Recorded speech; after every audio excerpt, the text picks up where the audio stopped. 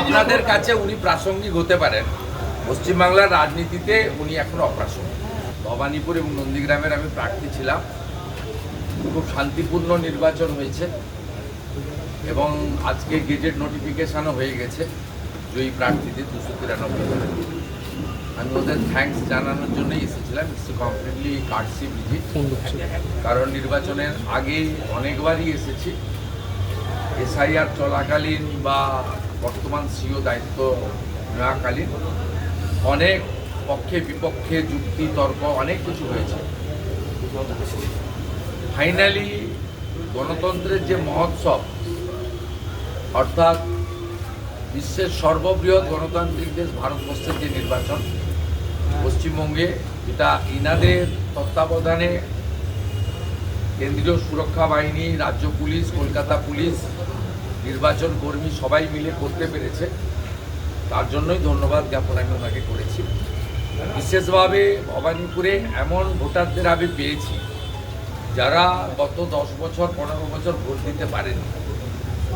তাদের হাউসিংয়ে তালা লাগিয়ে রাখা হতো, তাদের বলে দিয়ে আসা হতো ভোট দিতে আসবেন না।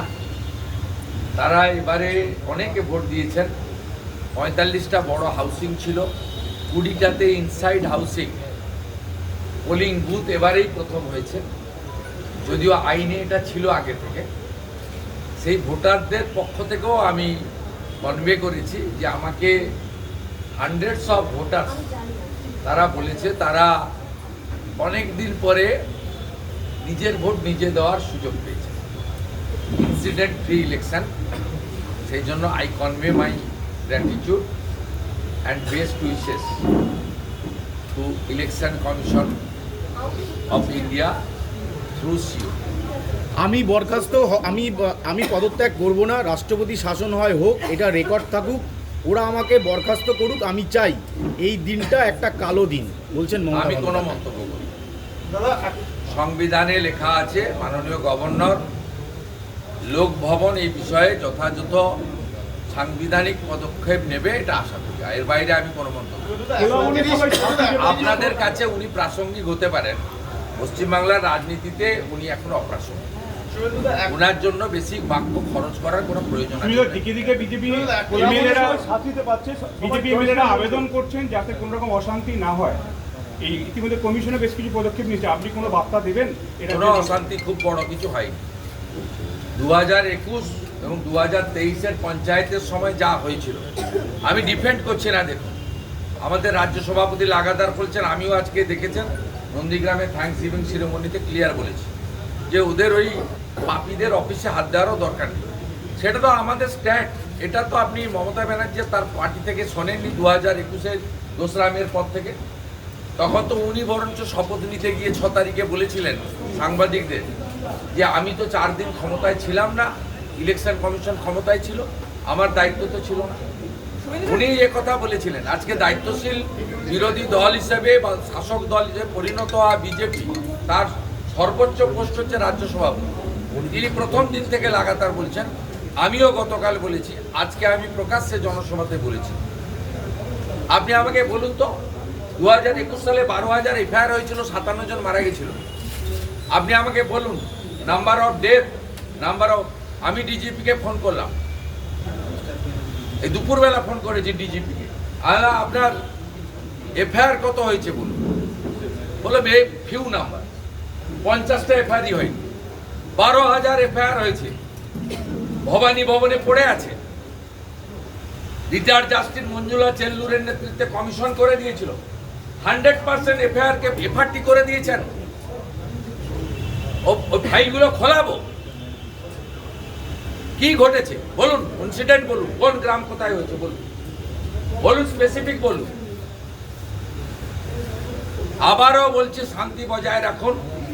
পাপীদের অপবিত্র পার্টি অফিস, যেখানে পয়সা নেওয়া হতো, যেখানে মদ খাওয়া হতো, জুয়া খেলা হতো, নারী নির্যাতন হতো, শাহজাহানরা পিঠা বানাতেন, সেদিকে কেউ তাকাবেন না। আর আইন হাতে তুলে নেওয়ার দরকার নেই। ভারতীয় ন্যায় সংহিতা অনুযায়ী চোর, খুনি, ডাকাত, অত্যাচারীদের আইন অনুযায়ী ব্যবস্থা হবে, দেখতে থাকুন। দাদা এই কলকাতা ব্রিজের গ্রাউন্ডে হবে দাদা? এখনো কিছু গুন্ডা রয়ে গেছে। ভারতীয় জনতা পার্টি সরকার তৈরি হওয়ার পরে দলমত নির্বিশেষে ধর্ম সম্প্রদায়ের ঊর্ধ্বে উঠে গুন্ডা দমন হবে।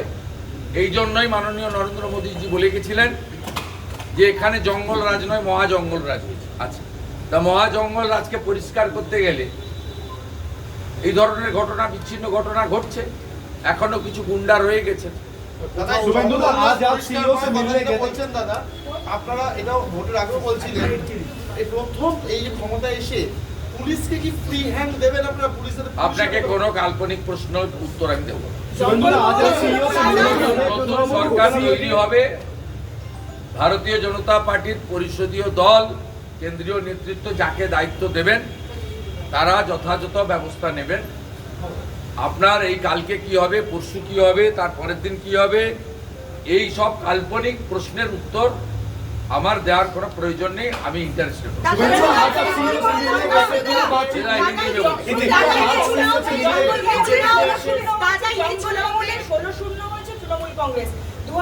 এ ভাই, গানটা উচ্চ করছে কেন? 98 সালে তৃণমূল প্রতিষ্ঠা হওয়ার পরে তৃণমূল কংগ্রেস এন্টার জঙ্গলমহল রিজিয়ন, বাঁকুড়া, পশ্চিম মেদিনীপুর অবিভক্ত, ইনক্লুডিং ঝাড়গ্রাম, পুরুলিয়াতে ছিল না।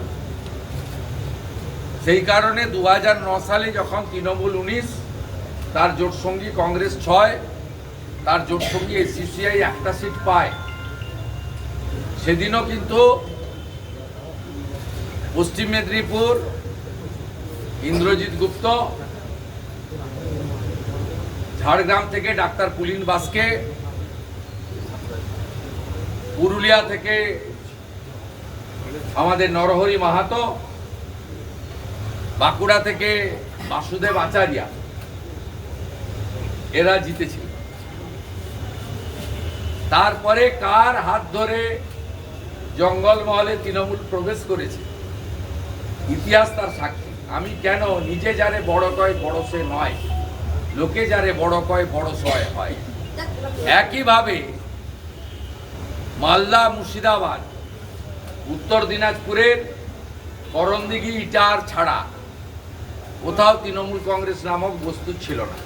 না, আমি ওইদিকে আমি বলছি না।